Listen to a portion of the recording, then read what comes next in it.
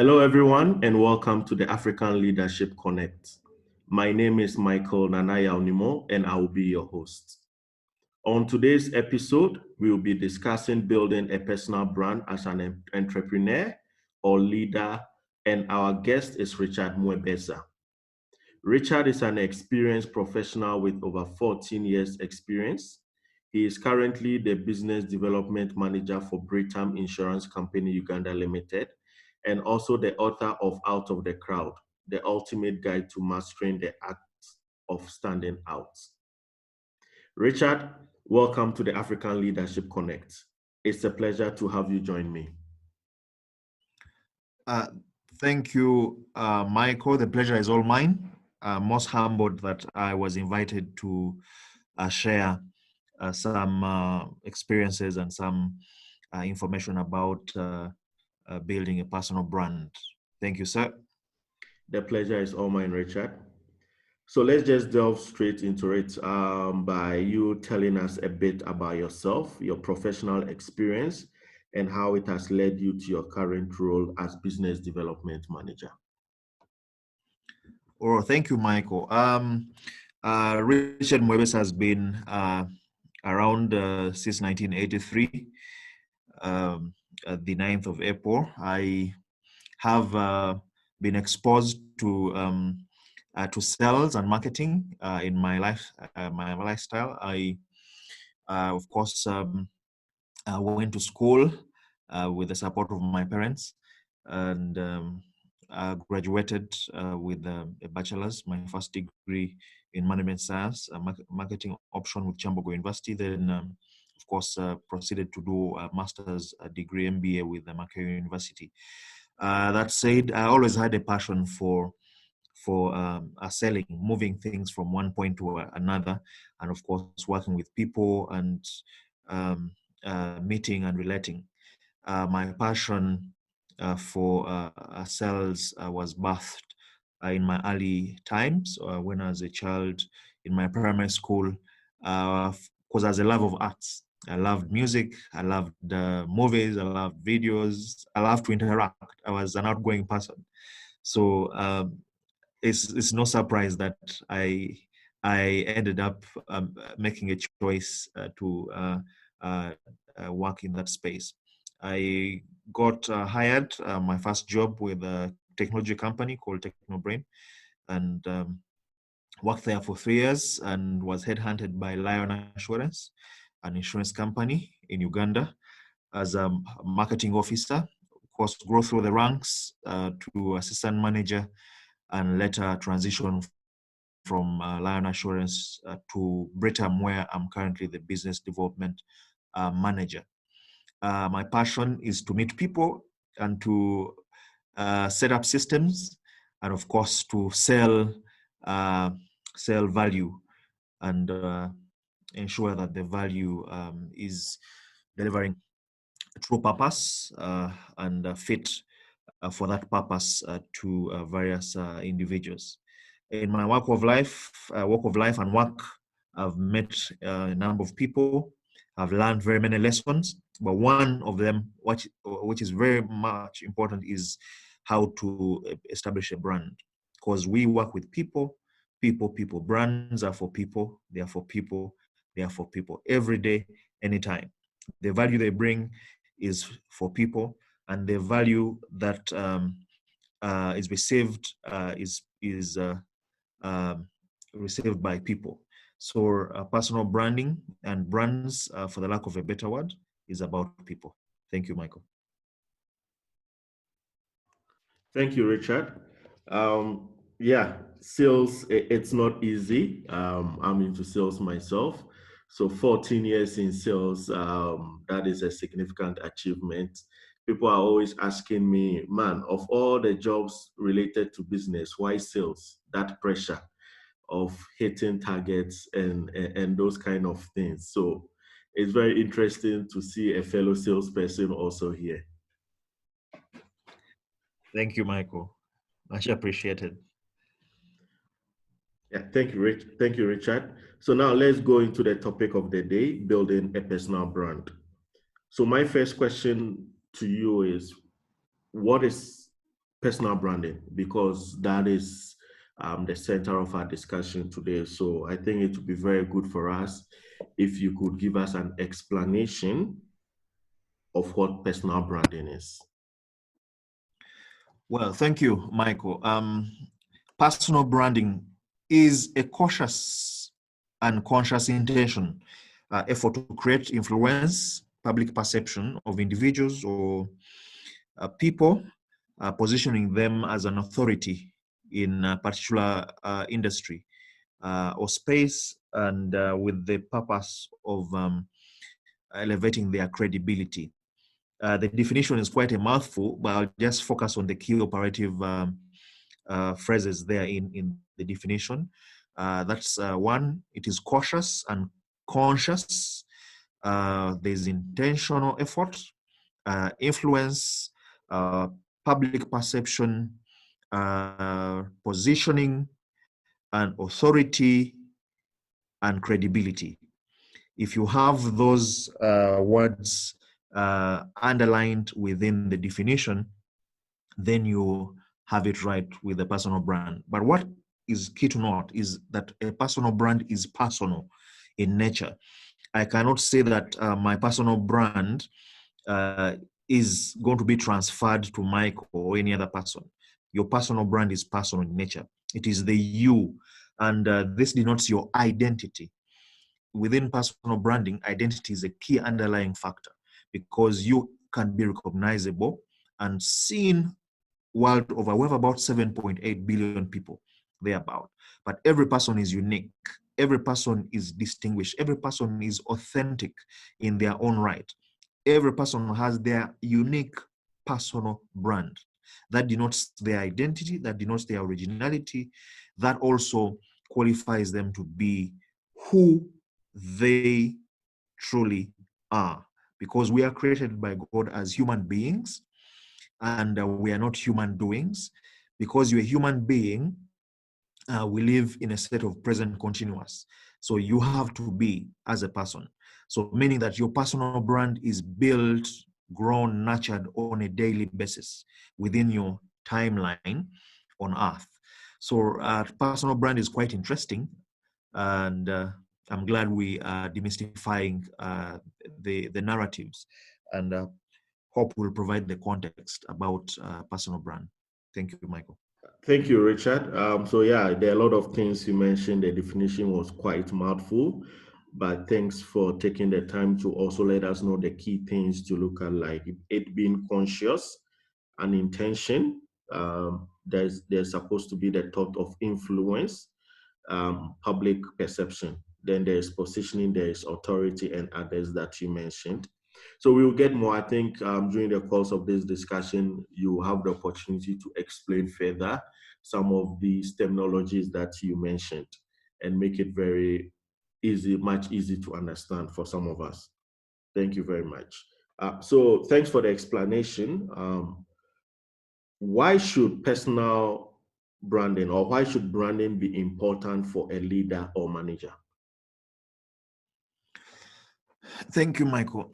I'll look at personal brand as treasure, and I will underline and bold the word treasure. Personal branding is about displaying one's true default uniqueness. I'll repeat that for affirmation. Displaying one's true default uniqueness. Because of diversity within the world, every person has within them what I call elements. In my book, Out of a Crowd, I put the content and the context about the elements. We all have value within us. These other people call them virtues. You could have a value called patience. You could have a value called perseverance, persistence. You could have a value within you that is called kindness, generosity, and the like. Now, within your personal branding, as a leader, your brand is your currency. Your personal brand is your currency. Why? Because people associate with you. In the book, How to Win Friends and Influence People by Dale Carnegie, he mentioned something very interestingly. tickling to the soul. He says, every person under the sun has a need, and that need is make me feel important. Make me feel important. So people out there, remember I said brands about people, people, people. How do you make them feel important? But how do you defaultly demonstrate and display your uniqueness that is valuable to the world? So I'll ask 3 questions, and these 3 questions are the ones that help qualify the value for a leader or an entrepreneur or any person in the world. Who am I? That is one key question about your identity. You have to ask that question. Have a conversation with yourself to understand the key elements within you that make you unique and the ones that you stand on to leverage you, to differentiate you, to make you that person that is authentic. Then 2 is, why am I here? Every person must answer the silent why or their because. You must know as a person or as an individual why you're on earth, your purpose. What is your purpose as an individual, as a leader? And it's that purpose that, if lived and if fulfilled, makes you a unique brand as a leader. Then lastly, everything that we do, whether you know it or whether you like it, whether you do not know it, or whether you wish to live in acceptance or denial, is that, and the truth is that, where you're headed is determined by the choices that are either made for you every day or the choices you make for yourself. So what am I saying here? Your direction, where are you headed? Because everybody is headed somewhere. So those 3 underlying questions define the value of a leader. But to provide more content and context, I'll give you an example. Napoleon Bonaparte was known as a great leader. And what made him different is because of his personal brand. Why personal branding is important? Because he knew who he was, he knew why he was here on earth, and he knew where he was headed. So if you look at him, Napoleon Bonaparte knew, it was said and written that on a battlefield, he was equivalent to 40,000 soldiers. This is a man who knew the names of all his soldiers, the names of their wives, and the names of all their children. And this is a person, as a leader, who, had taken the time and had taken the value of that question that I mentioned earlier about Dale Carnegie saying, make me feel important. How do you make me feel important? That statement, make me feel important. So as a leader, your personal brand is going to be one that is going to influence people, or one that is going to push away people. It's going to be one that will inspire people, or one that will toxify people. Your personal brand is going to be one that is going to ignite passion within others, or that is going to ignite poison within others. It is going to be one that is going to make people want to go to the moon and back for you, or one that will make everybody around you want to take you to the grave. So I cannot emphasize more the value of a personal brand, because you relate with people on a daily basis. And wherever you go in your walks of life, as a leader, if you want to stand out as a leader that is authentic, a leader that inspires greatness in others, you have to learn the key fundamental secrets about making people feel important. Thank you, Michael. Thank you, Richard. This is very insightful. So for me, what I'm picking up from what you just said is personal branding is more about amplifying our uniqueness to the public for them to know who we really are. So we already know most of the time, you know who you are. And sometimes we don't even know who we are as a person, because we don't take time, as you mentioned, to understand who am I, why am I here, and where am I headed. But then sometimes there are those that who are able to externally ask others about their perception of them to help them understand.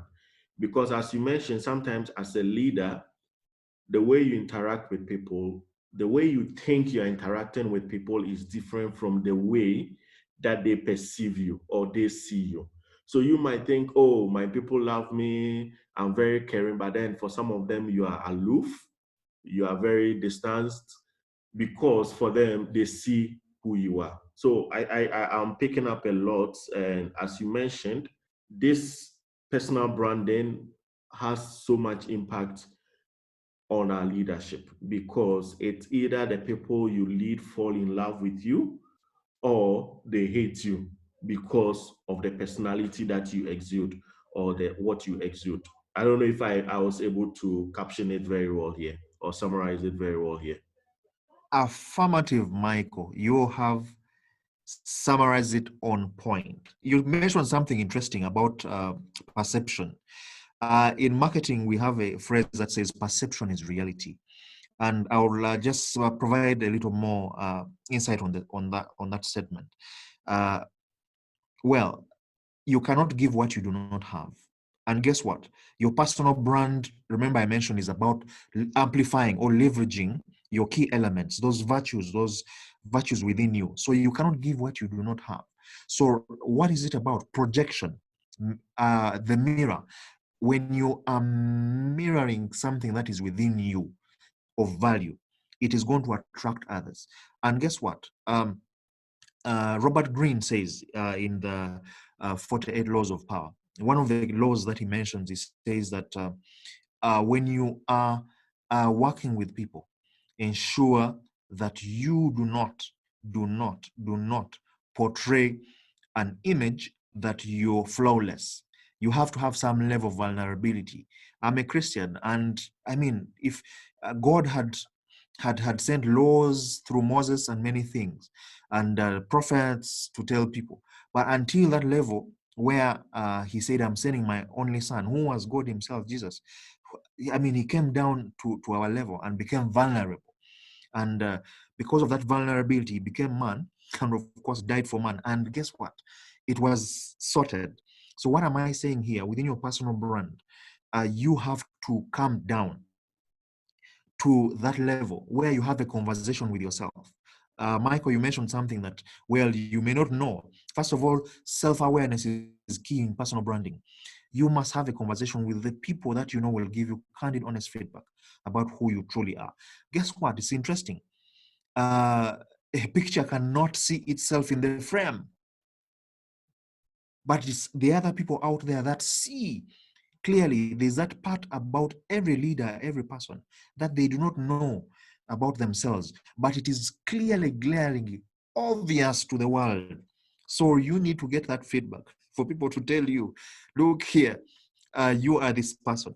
And you have to also have that conversation with yourself, introspection, whereby you ask yourself, what are the key elements within me? How do I amplify my unique default uniqueness? In my book, I write about a concept called apple shoe and leather juice. I mean, it does not make sense. I've never had a cock that barks and a cow that bleats. That is what I call a mysterious anomaly. The right phrase is an apple juice and a leather shoe. A leather shoe is authentic. An apple juice is authentic. But when you, as a leader, are not so clear with yourself and the world is not seeing you with clarity, then you become what I call the apple shoe and the leather juice. Cocks crow, cows moo, they don't bark. Now, once you have that clear authenticity as a leader within your perspective and within perception, you have to be seen as the cock that makes the loudest, clear, nice musical crow, because that is what denotes authenticity. And within personal branding, that is the depth and the heights of the value within your personal brand that you are going to live authentically. And guess what? If you live authentically, Paulo Coelho, in his book, The Alchemist, says, if you live your purpose, and live authentically, guess what? The universe will conspire to give you what you have been purposed for under the sun. Thank you, Michael. Thank you, Richard. These are very powerful statements that I think we need to keep going over and over again by listening over and over again to get a message out of it. But what I'm getting out of it, trying to summarize this, is that to really amplify my personal branding, first I have to introspectively know who am I, where I'm going, and then also to understand why I'm here, and then to also have honest conversations with the people around me to give me that kind of external understanding of who am I. And then when these two combine, and I can take advantage of that to actually become the best of me, to be who I am, to be who I'm meant to be, and to actually achieve my purpose on earth here. So thank you very much. I mean, we've been delving a bit into understanding of personal branding. You've given us a couple of examples, but I wanted to know at the personal level for you, in your personal experience, is there anything you want to share with us, or you can share with us from your own experience on the power of personal branding? Just a short one. Yes, Michael. I've been misunderstood, misrecognized way too many times in my walk of life. I mean, I realized at one point that I just need to sit down and understand and ask the right questions. Why is it that people don't understand me? Why is it that people are not recognizing what I'm giving? And one thing that came out clearly within my life, I realized that I had not got clarity of purpose and clarity of mind. So I sat down and said, okay, what is that personal statement that I need to develop and have that defines who I am?